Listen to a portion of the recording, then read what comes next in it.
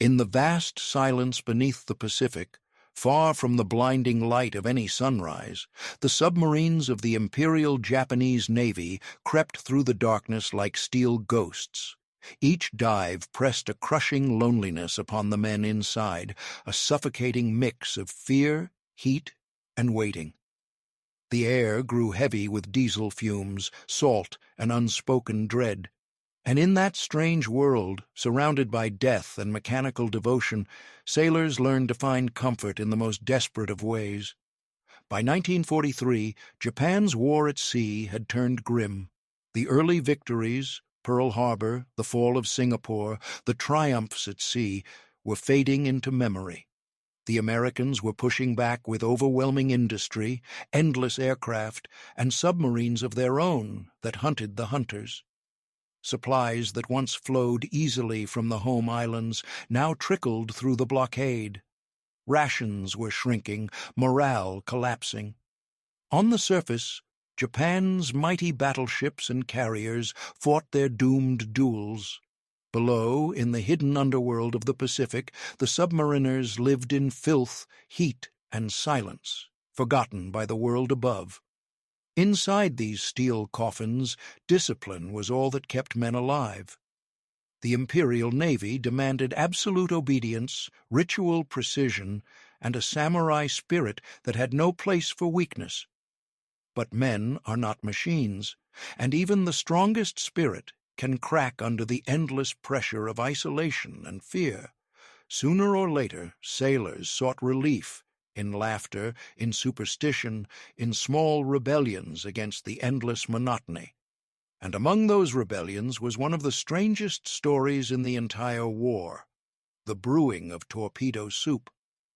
The Type 95 oxygen torpedo, the pride of Japan's submarine fleet, was a marvel of engineering. It was faster, deadlier, and more advanced than any Allied equivalent. Its propulsion system used pure compressed oxygen, mixed with kerosene and a small quantity of ethyl alcohol as a stabilizer and coolant. That alcohol, carefully stored in metal drums deep in the torpedo room, was meant for the weapons, not the men. But sailors soon discovered that with a little creativity it could be repurposed. No one knows exactly who first decided to drink the torpedo fuel. Perhaps it began as a dare, a reckless experiment during a long patrol. Perhaps it was an older sailor remembering the taste of home sake, lost to wartime rationing. What is certain is that word spread quickly, and soon, throughout the undersea fleet, the rumor took hold that the torpedo's spirit could lift a man's own. They called it gyorai shu, torpedo liquor. The Americans, when they later learned of it, called it torpedo soup. To the Japanese sailors it became both a joke and a ritual, an act of defiance against the war's cruelty. The process was dangerous, primitive, and strangely ingenious. The torpedo fuel's alcohol content was high, but laced with additives that made it nearly undrinkable. The sailors, however, were resourceful. They filtered it through charcoal, rice husks, even bread. Some boiled it to remove impurities, condensing the vapor back into a crude spirit. On certain boats, the chief engineer acted as an unofficial brewmaster, mixing the precious ethanol with juice, tea, or whatever could mask the sting of poison. They drank it in tin cups, whispering to the spirits of the sea. A sip of torpedo fuel burned down the throat like liquid fire, but for a brief moment it silenced the fear, the claustrophobic terror that at any second a depth charge might tear the boat apart. The laughter that followed was half hysterical, half desperate. It was not joy they were drinking for, it was forgetfulness.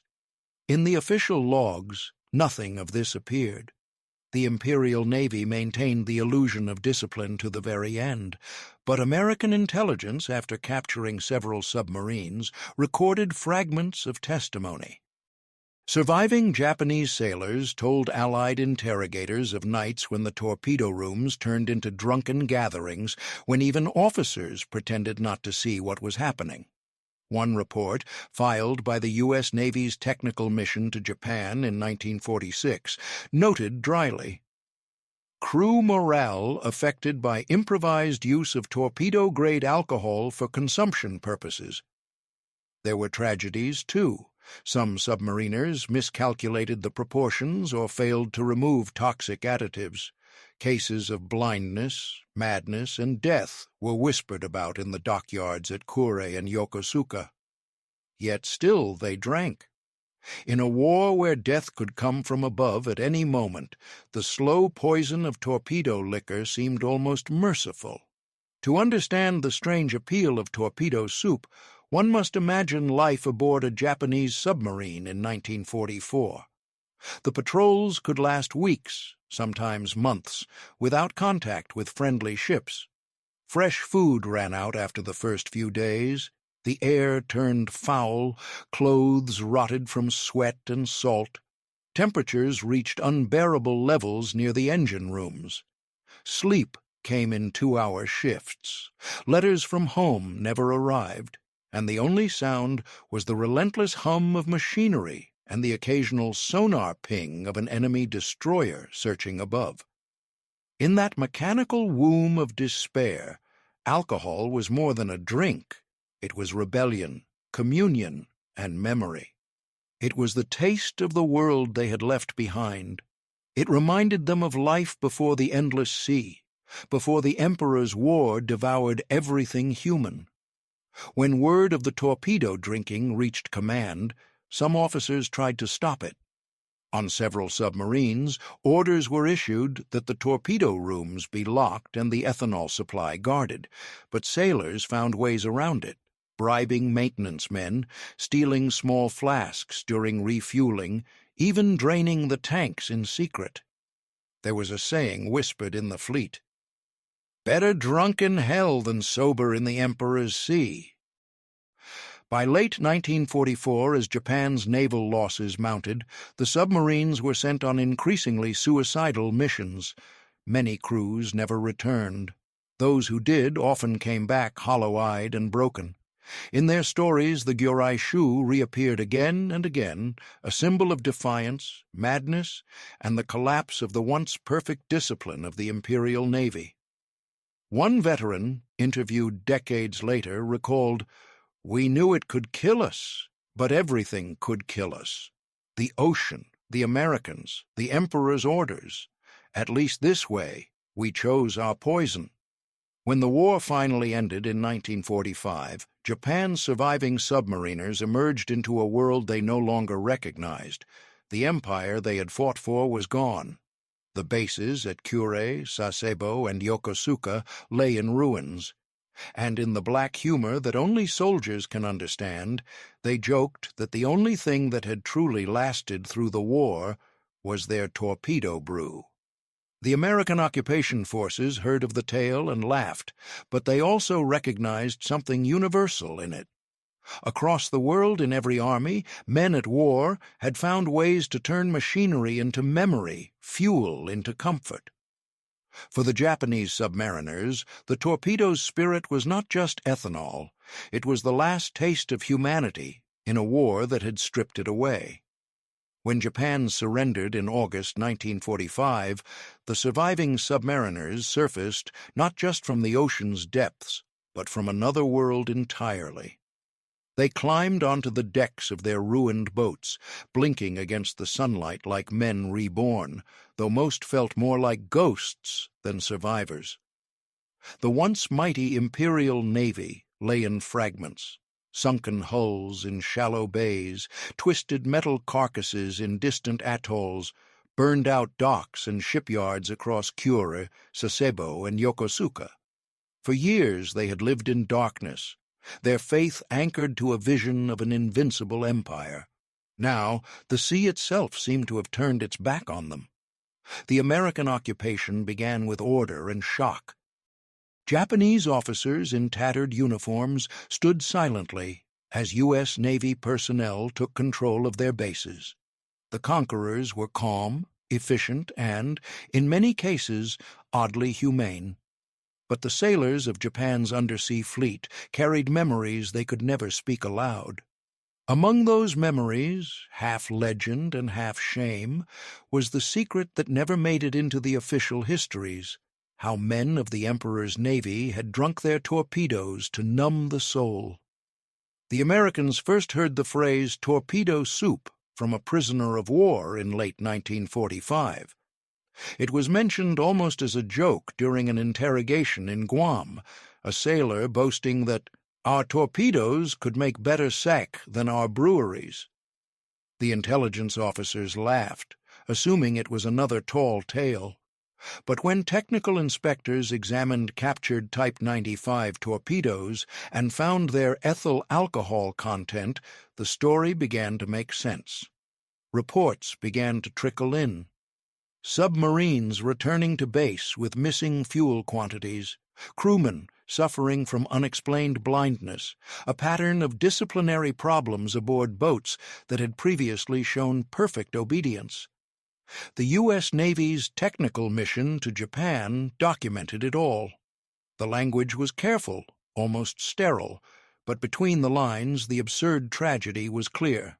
One report, dated January 1946, noted that crew members of Imperial submarines were observed to extract ethyl alcohol from Type 95 oxygen torpedoes for recreational purposes. Such incidents likely contributed to reduced operational readiness. Reduced operational readiness, a cold phrase for what was, in truth, human desperation. In the ruins of Yokosuka, American sailors found graffiti scratched into a bulkhead of a scuttled sub. Better drunk than drowned. In another, a rusting torpedo tube still reeked faintly of alcohol. These remnants became part of the folklore of the occupation years, stories that passed between American and Japanese veterans alike, told half with laughter, half with disbelief. But behind the humor lay the reality of those final patrols. The men who brewed Gyuraishu were not rebels or fools. They were soldiers abandoned by a system that demanded death, but offered no comfort. Japan's wartime propaganda spoke endlessly of sacrifice, of honor, of dying beautifully. Yet inside those submarines, beauty was long dead. What remained was survival, and sometimes survival demanded forgetting. As Japan's navy was dismantled under Allied supervision, many former sailors found themselves lost. Some returned to fishing villages, others drifted through the rubble of burned cities. They avoided speaking of their service. The submariners, especially, carried a stigma. Few civilians understood what life had been like below the waves, the filth, the stench, the slow madness.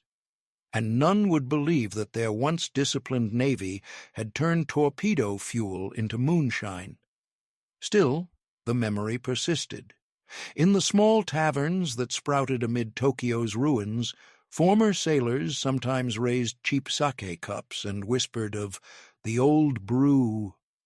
They laughed as they recalled the smell of burning ethanol and salt water, the improvised stills fashioned from engine parts, the way the liquid shimmered blue when poured. It had been death in a cup, but also life in a war without hope. In 1947, a group of American engineers invited several Japanese naval technicians to assist with the dismantling of torpedo stockpiles. During one such operation in Kure, an officer named Commander Ishikawa reportedly told his American counterpart, "You should not waste the fuel. Our boys would have found a way to enjoy it." The interpreter hesitated, unsure whether to translate the remark. When he finally did, the American burst out laughing, then quickly fell silent when he saw Ishikawa's face. The remark had not been meant as a joke. By the 1950s, Japan was rebuilding, and the story of torpedo soup faded into obscurity. The country wanted to forget the war, its madness, its shame, its human absurdities. Schoolbooks spoke of valor and tragedy, not drunken submariners. Yet, among veterans, the legend lived on. Occasionally, a journalist or historian stumbled across a reference in a naval memoir, a passing mention of ethanol stolen from torpedoes, or a cryptic joke about the only drink that came with its own explosion. What few realized was that this phenomenon was not unique to Japan. Across the war's oceans, sailors from every nation had flirted with similar temptations. American submariners sometimes raided the medical stores for alcohol. German U-boat crews drank industrial spirits mixed with coffee or orange juice. Soviet sailors brewed vodka from antifreeze and sugar. But in Japan, the act took on a symbolic weight. It was rebellion against the emperor's impossible ideal, a final human gesture inside a machine built for death. As decades passed, historians pieced together fragments of the story. Declassified U.S. Navy documents confirmed that several Japanese subs were found with depleted ethanol reserves inconsistent with torpedo use. Japanese veterans' associations, when asked, offered embarrassed laughter or silence.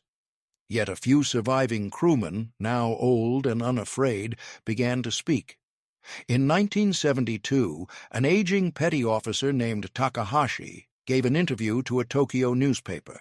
He described how, during a patrol in 1944, he and his comrades had boiled torpedo fuel through a makeshift condenser built from copper piping and a mess tin lid. They filtered the product through rice and mixed it with condensed milk stolen from the galley. "We called it kaite no sake, sake of the deep," he said. "It tasted like death, but it made us forget the smell of oil and fear." Another veteran, a mechanic from the I-58, the submarine that later sank the USS Indianapolis, recalled how one crewmate went blind after drinking unfiltered ethanol.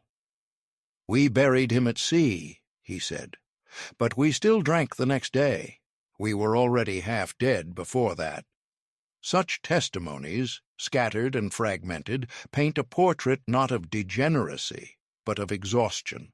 By the end of the war, the Imperial Navy's code of honor had eroded beneath the weight of hopelessness. The men no longer believed in victory, only in endurance. Their superiors demanded stoicism, but beneath the surface, the human instinct for escape, even through self-destruction, prevailed. The tragedy of torpedo soup is that it encapsulated everything about Japan's downfall: brilliance in engineering, devotion twisted into madness, the denial of humanity until it resurfaced in absurd forms. It showed that the same nation that built the world's most advanced torpedo could also drive its sailors to drink it. By the 1980s, as Japan embraced its economic miracle and turned its back on wartime nostalgia, the last veterans of the submarine corps were dying. Their stories were fading with them. Yet in some maritime museums, torpedo fragments were displayed behind glass, polished metal shells engraved with serial numbers. Visitors admired their precision, their power, their deadly beauty. Few realized that inside those sleek weapons had once flowed the liquid that became a sailor's last refuge. In 1989, a small exhibit in Yokosuka titled "The Life of the Submariner" included a curious artifact, a dented aluminum cup labeled simply, "Used for ethanol distillation, Type 95 submarine." The accompanying description offered no further detail, but for those who knew, it was enough. The war had ended long ago, yet the ghosts of the deep still whispered through that cup, voices of men who had drunk the fuel of death to remember they were alive. By the late 20th century, Japan's war had become a story told through museum glass and schoolbook paragraphs. The once proud Imperial Navy existed only in photographs, black and white silhouettes of ships that looked like ghosts in the fog. The submarines, so central to Japan's early naval power, were remembered not for what they achieved, but for how quietly they disappeared. The ocean had swallowed their steel, and, with it, the memories of the men who once called those narrow, oil-soaked corridors home. Yet some memories refused to drown. Among the veterans' communities that met in smoky bars and seaside clubs, tales of the ethanol days still circulated, half myth, half confession. As Japan's new generation of historians began to question the sanitized official narrative of the war, they started collecting these fragments. What began as drunken stories muttered by old men became footnotes in memoirs, then articles in small academic journals, and finally a cultural puzzle that asked, what did this absurd act, drinking torpedo fuel, really mean? In 1993, historian Hiroshi Matsuoka published a paper titled Alcohol, Desperation, and Discipline: Submarine Morale in the Final Year of the Pacific War. It was the first scholarly attempt to analyze the torpedo soup phenomenon seriously. Matsuoka's argument was not about mockery or moral failure. It was about humanity. He wrote, "When the Imperial Command demanded the elimination of self, sailors responded with the only act that reasserted the self: intoxication. It was rebellion through the body, rebellion through the bloodstream." His research was built on interviews with 11 surviving submariners. Some denied ever tasting ethanol, others described it in painful detail. One, a man named Nagai, explained that the practice had begun as an act of curiosity, an engineer testing the purity of ethanol to ensure torpedo performance.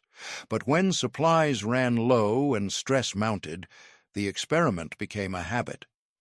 "The smell reminded us of port cities," Nagai said. "It was the smell of civilian life, of the world above the waves."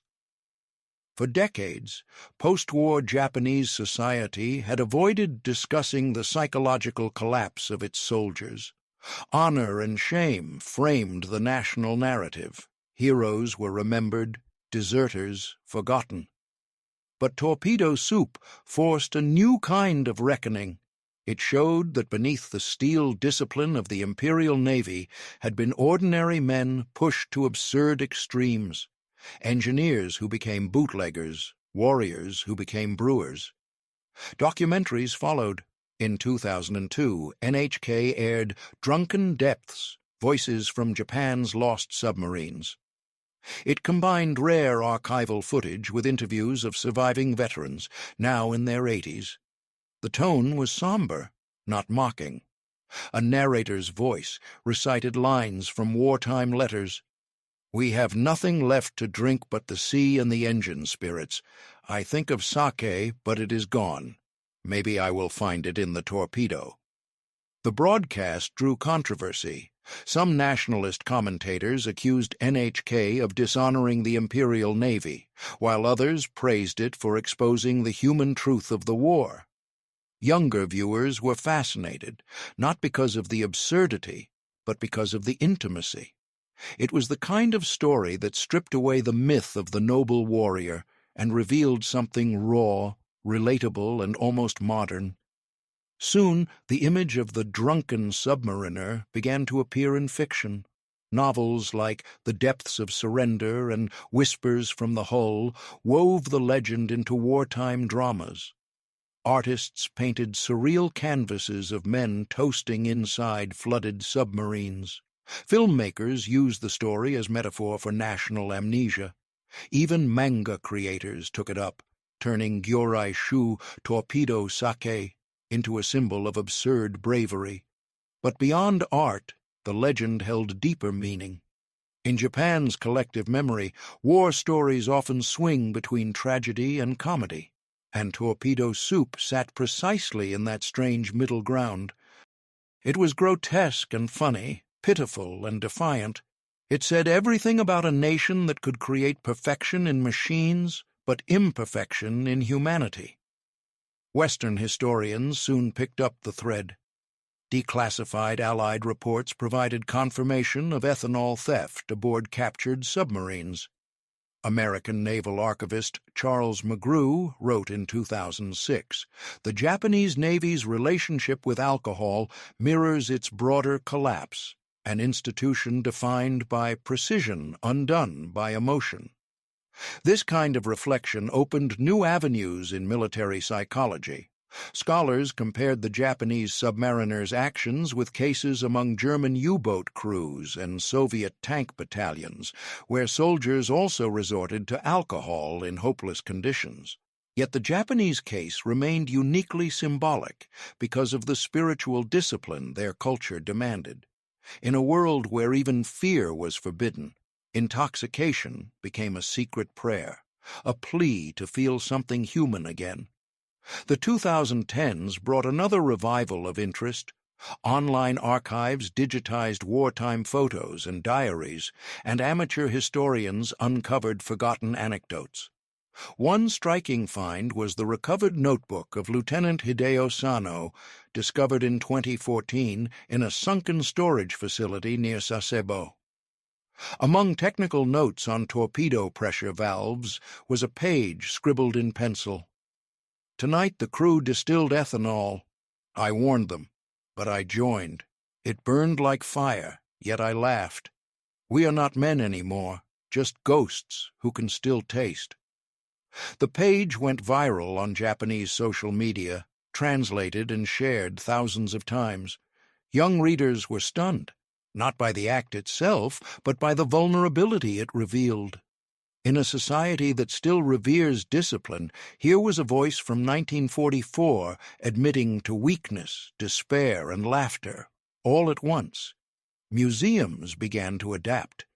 The Yamato Museum in Kure added a small panel in its submarine section titled "The Torpedo Ethanol Incident." It displayed a torpedo diagram annotated with the note, "Fuel contained 96% ethanol. Some crews used it illicitly." That was all. No moral judgment, no condemnation. Just fact, understated but haunting. At the same time, younger Japanese artists began using the story as commentary on modern alienation. A Tokyo sculptor, Etsuko Wada, created an installation called Spirit of the Torpedo, a glass cylinder filled with rippling water and faint light, representing the invisible boundary between destruction and desire. She explained in an interview, "They were trapped in a machine designed to kill, and yet they made it human by turning it into a distillery." Academics and artists alike began to see torpedo soup not as a grotesque anecdote, but as allegory. It was the perfect symbol for Japan's wartime paradox: technology without mercy, obedience without meaning, progress without soul. Yet for those who had lived it, it was simply life, a memory that carried both laughter and regret. In one 2017 documentary interview, a 95-year-old veteran named Kinoshita whispered, "People think it's funny, but that drink saved my mind. If I hadn't drunk it, I would have put the pistol in my mouth." His words silenced the interviewer. As the 21st century moved further from the war, the myth of torpedo soup evolved again, becoming less about shame and more about empathy. Teachers began using the story in lectures to illustrate the psychology of extreme conditions. One history textbook, published in 2021, even featured a small sidebar: "Alcohol in Wartime, From Comfort to Collapse." Beneath it, a photograph of a Type 95 torpedo gleamed, cold, silent, deadly. In 2023, the story reached yet another generation. A popular Japanese history YouTube channel produced a 30-minute video titled "The Drunken Depths of the Imperial Navy." It blended interviews, animation, and real footage of torpedo dismantling. Within days, it had millions of views. Comments poured in from around the world, Americans, Germans, Russians, all sharing their grandparents' similar wartime anecdotes about desperation and drink. For the first time, torpedo soup was no longer just a Japanese story. It was universal. It spoke of what war does to men, how it strips them of everything until even self-destruction feels like freedom. But in Japan itself, the meaning remained layered. The country that once built perfection in steel now built perfection in memory, cautious, restrained, tidy.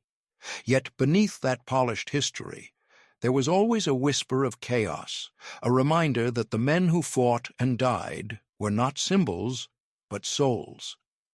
The surviving submariners are gone now. Their voices, recorded in fading tapes and yellowing pages, have become part of Japan's invisible heritage. Still, when historians or museum visitors stand before the silent torpedoes gleaming under glass, they sometimes imagine the laughter echoing through the steel hulls, the absurd, tragic laughter of men toasting each other with the weapon meant to destroy their enemies. The irony remains irresistible. The most efficient killing machine of the Imperial Navy became, in its final days, a distillery for broken hearts. By the time the last veterans passed away, the legend of torpedo soup had drifted far beyond the ocean. It no longer belonged only to the archives or to the quiet museums of Kure and Yokosuka. It had entered the bloodstream of Japan's cultural memory. Writers, historians, and filmmakers kept returning to it, not because of its absurdity, but because of its honesty. Every nation builds its myths of courage. Yet, beneath every myth, there lies a moment of unbearable truth, the instant when the human instinct to survive collides with the machinery of war. For Japan, that moment was captured not in a grand naval victory, but in the flicker of a stove inside a submarine, where sailors distilled torpedo fuel into something that tasted faintly like home. In a sense, torpedo soup became Japan's quiet parable of contradiction. It showed how obedience and rebellion could coexist in a single act. The men who brewed it did not intend to defy their empire. They simply wanted to feel alive. Their laughter was a form of resistance, not against their commanders, but against despair itself. Modern historians see it now as one of those small, luminous fragments through which we understand an entire age. In lectures and essays, they speak of it alongside other wartime absurdities, the balloon bombs, the monkey spies, the desperate kamikaze charges. Yet torpedo soup stands apart. It is not the story of madness, but of humanity surviving inside madness. In 2040, a Japanese documentary filmmaker, Aya Morimoto, released Spirit Fuel, a poetic visual essay built around declassified submarine logs and reenactments shot inside a restored I-58 replica. The film's final sequence was simple: a camera descending through the rusted hull of a sunken submarine, sunlight filtering through cracks, particles floating like dust in an old room. The narrator whispered, "They drank not to forget, but to remember what it felt like to be human." The film won awards worldwide, not for its historical detail, but for the way it made viewers feel the claustrophobia, the loneliness, and the strange tenderness of those final days. It reminded audiences that history is not just about who won or lost. It is about what people did when they had nothing left but their own imagination. In contemporary Japan, the phrase gyorai shu, torpedo sake, has even entered everyday language as a darkly humorous idiom. Journalists use it to describe reckless hope, students joke about it during exams, and artists invoke it when speaking of creation under pressure. The absurd has become wisdom. Tragedy has turned into metaphor.